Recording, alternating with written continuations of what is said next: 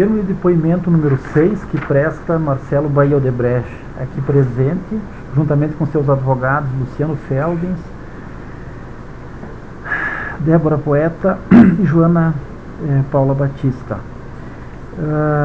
Marcelo, eu indago se esses são realmente seus defensores, por ti nomeados, e ainda se o depoimento que tu aqui prestas é por tua vontade, nos termos do acordo de colaboração celebrado com o Ministério Público Federal em face da Lei 12.850. E ainda se tem ciência de que os efeitos ou as consequências da colaboração dependem do conteúdo dos teus depoimentos. Somos defensores, estou aqui espontaneamente. Pois não. Marcelo, por favor, eu queria que tu esclarecesse, prestasse algumas informações a respeito do anexo 4.1.3, BK, Refis da Crise, MP 470 de 2009, pagamento de vantagens indevidas em contrapartida da aprovação da MP 470 de 2009. Esse foi um dos dois créditos da planilha italiana que teve contrapartida específica, esse é o rebate de agora. Nesse tema específico, foi, na verdade, o primeiro crédito que houve, a conta italiana. Esse crédito foi decorrente do apoio que o Palocci e o Guido teve que acabou gerando o refis da crise, quer dizer, esse assunto, na verdade, foi negociado ao longo de 2008, 2009, teve várias versões, várias evoluções, e no final acabou sendo um programa de refis, onde inclusive outras empresas participaram. Essa negociação toda, esse refis, se deu com várias empresas que tinham tanto problema com a alíquota zero quanto o crédito prêmio. A Braskem, que se não me falha a memória, era quem tinha o maior passivo, tá? E eu também tinha uma interlocução muito próxima com o Palocci, crescentemente com o Guido, por conta até desse assunto. Então a gente tinha uma liderança natural do processo. Agora nós não éramos a única empresa, tá? Mas e no meio dessa negociação, em uma conversa que eu tive com o Guido, ele me disse que tinha uma expectativa de uma contribuição para a campanha 2010 da Dilma, e aí ele escreveu num papel 50 milhões de reais. Isso foi em 2008, 2009, que ele me informou 50. Só que, na prática, o Guido acabou não se envolvendo na campanha de 2010, e este valor acabou sendo, os valores referentes a esse crédito que o Guido tinha comigo, que era o que eu chamava de crédito pós-Itália na planilha italiana, ele acabou sendo utilizado só a partir de 2011, depois que Palocci saiu da Casa Civil e Guido passou a ser meu principal interlocutor. Então todos os pagamentos feitos a pedido do Guido entre 2011 até 2014, aproximadamente, até acabar esses 50 e eu entrar em outros créditos, foram feitos quando o Guido me pedia, ele sabia que estava saindo desse crédito do refis da crise. Ainda que internamente a dinâmica não funcionasse bem assim, porque na época que eu fechei esses 50, eu avisei o Berto, que controlava a planilha italiana: olha, Berto, tem um crédito da Braskem de 50 milhões. Então pode ter havido pagamentos a pedido do Palocci antes de 2011, que por uma questão de dinâmica interna, o Hilberto pegou desse crédito que a Braskem tinha. Agora, isso é uma coisa interna nossa. Eu não estava muito preocupado, porque no final das contas, eu sabia que se faltasse dinheiro na conta do italiano, eu ia reivindicar que se usasse esse 50 do Guido. Mas se eu pudesse não mexer nesse 50 do Guido, era melhor. Então foi assim mais ou menos que funcionou. Então esse foi realmente, de fato, um plano de contrapartida específica, que no fundo foi o primeiro crédito que teve na planilha italiana. Tá, e esse valor de 50 milhões, ele tinha alguma relação de proporcionalidade em face do passivo da Braskem? Não, esse valor veio dele, ele botou no papel, eu olhei esse valor, não dei resposta na hora, alinhei, porque obviamente, como dentro da nossa dinâmica interna, quer dizer, eu não podia também autorizar sozinho um valor que não cabia a mim e a uma empresa. Então eu procurei na época o Elias da Braskem e juntamente nós dois alinhamos que devíamos aceitar esse compromisso. Seria na verdade também o primeiro crédito a essa planilha, quer dizer, lembrando na época que eu já tinha liberado 18 milhões para campanhas municipais. Então é como se tivesse uma conta corrente que estava negativa e eu sabia que ia ter um pedido. Quer dizer, na prática, apesar do Guido, se ele tivesse lá na frente pedido 50 milhões em 2010, sem nenhum vínculo, eu até provavelmente a gente teria dado. Mas ele pediu dentro dessa negociação, foi uma contrapartida específica. E nós acabamos aceitando, eu em alinhamento com o LE da Braskem na época. E aí, mas esse valor, não sei como é que ele... Não sei de onde ele tirou esse valor. Certo. Tá. E como é que se deu o pagamento desses valores? O pagamento, do ponto de vista... O Guido, ele solicitou, a partir de 2011, quando ele passou a ser o interlocutor pessoal comigo, ele começou a solicitar dinheiro para João Santana, Vacari, e principalmente João Santana e Vacari, e até 2014, até consumir os 50, esse dinheiro veio desse crédito. Internamente, pode ter sido que o Hilberto tenha recorrido a esse crédito antes de 2011 e depois compensado com outra fonte. Então, mas do ponto de vista do meu interlocutor, os créditos eram aqueles que foram os pagamentos. Que acontece que a fonte pagadora desses, quem pagava o que Guido me pedia em 2011, podia ser outra pessoa, mas entre 2011 a 2013, o que Guido me pedia vinha dessa fonte. Certo. Tá. E de que forma se deu o pagamento pela Braskem desse débito que ela tinha com a União, em decorrência dessa... Ele se deu com... foi um refis, na verdade, que acabou entrando no final, além da Braskem, das outras empresas que estavam negociando, acabou sendo um refis geral, quer dizer, todo mundo acabou podendo entrar. E o refis permitia o uso do prejuízo fiscal e permitiu também o uso com pagamentos parcelados. Uma das razões pelas quais, para mim, nunca eu gostei da ideia de contrapartida específica era exatamente o fato de que, veja bem, você criar uma relação em cima de ser um grande doador é sempre melhor, porque, por exemplo, a gente acertou os 50, depois começou a ter pedidos adicionais. Por exemplo, a gente teve prejuízo fiscal em 2009, e aí o refis não previa a utilização fiscal do prejuízo fiscal de 2009. Aí eu fui pedir a Guido.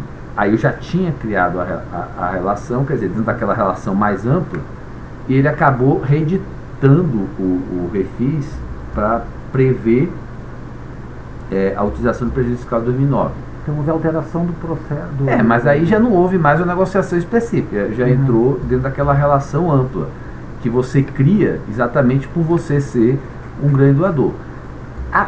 Tanto essa questão do refis, quanto a questão de outras MPs, ela saía da Fazenda e ela ia para o Congresso. E muitas vezes saía desarrumada ou saía mal resolvida com o Congresso. Certo? Então, sempre eu pedia, e com os LEs, para Cláudio, que era o nosso diretor institucional em Brasília, acompanhar essas aprovações. E obviamente acabava tendo custos, porque de alguma maneira o Cláudio acabava assumindo compromissos, sejam compromissos diretos, seja compromissos morais de pagar depois na campanha. Seja, se você vai para o Congresso, conversa com o deputado, conversa com o senador e pede apoio em tal MP, cria-se naturalmente, mesmo que não haja um pedido na hora, cria-se uma expectativa de depois você apoiar. essa intervenção específica, eu não sei precisar exatamente quanto foi, para quem foi. Em geral, quando se tratava de MPs no Senado, era o Jucá o coordenador, pelo que me informava sempre o Cláudio, entendeu? Agora, isso aí era conduzido por Cláudio e aprovado pelas empresas que tinham interesse, né, nessas MPs. Uhum. Eu sabia que havia, de minha parte eu dava minha concordância para Cláudio prosseguir com as negociações, mas eu sempre dizia para Cláudio, porque Cláudio chegava para mim: Marcelo, se vai ter coisa, eu vou ter que assumir compromissos, ou vai ter. Aí eu falava: Cláudio, olha, veja bem, se você vai assumir algum tipo de compromisso que seja moral, você vá e alinhe com o negócio, porque depois vai vir um pedido absurdo de contribuição de campanha e aí todo mundo sai de baixo. Quer dizer, se esse tema do refis da crise interessa a Braskem, certo? E se por conta dele vai criar uma expectativa, ou mesmo um pedido na hora, de tanto a pretexto de campanha política, já vá, avise a Braskem e se autorize com a Braskem que vai vir ou veio esse pedido, para que depois você vá lá daqui a 3 anos, daqui a pouco o LE da Braskem mudou, e você vai dizer pro cara, não foi eu que autorizei, não sei. Então, esse cuidado eu sempre tinha de dizer, vá lá e busca a autorização. Tá, especificamente em relação a essa medida provisória, o Cláudio Melo Filho, ele teve interlocução com alguém? O senhor se lembra de algum nome de algum parlamentar específico? Em geral, o que Cláudio dizia, a pessoa que Cláudio sempre me dizia que a maior parte das vezes que conduzia era Jucá. Era a pessoa que em geral conduzia, que liderava o assunto no Senado, entendeu? Muitas vezes na Câmara às vezes tinha Eduardo Cunha, ou ele coordenava através do Padilha, mas no Senado ele em geral se coordenava com o Jucá. E em relação a essa MP era o Romero Jucá também. Até porque eu acho que na época ele era o líder do governo. Não tenho certeza, mas eu acho que ele era o líder do governo. Seja um papel de líder ou não, o Jucá sempre foi, segundo o Cláudio, me informava, a pessoa mais influente que tinha para coordenar que era o PMDB, o grande partido, os interesses do PMDB. Tá. E esse valor específico que mencionaste de 50 milhões, ele chegou a ser utilizado na campanha ou teve alguma outra finalidade? Não, ele não foi utilizado na campanha de 2010, porque Guido acabou não se envolvendo na campanha de 2010. E ele começou a ser utilizado por Guido depois que Palocci saiu. A campanha de 2010, toda a minha interlocução do ponto de vista de contribuição foi feita com Palocci. Aí, a partir de 2010, o Guido começou, a partir de 2011, quando Palocci saiu da Casa Civil, o Guido começou a utilizar esses recursos para pagamentos a João Santana, inclusive para uma pendência de campanha do Haddad em 2002, por exemplo. Quem teve que pagar o Haddad por conta de uma dívida de campanha que ele tinha com o João Santana veio disso.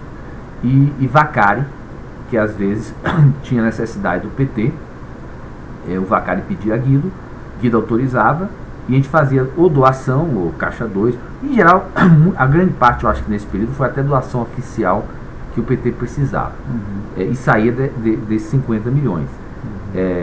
Agora, eu me recordo bem que quando chegou maio de 2014, aí foi que veio, o Guido me disse o seguinte: Marcelo, veio uma orientação dela de que daqui para frente todos os recursos de vocês vão ser direcionados para João Santana e Edinho e não Marco Vacari. Perdão, dela quem? Dilma. E teve alguma publicação que também recebeu Teve. O Guido uma vez me pediu um apoio para a revista Brasileiros, e eu falei: Guido, eu não tenho nenhum interesse em apoiar a revista Brasileira, vou então descontar desse crédito que você tem comigo. E aí eu descontei do crédito que ele tinha comigo.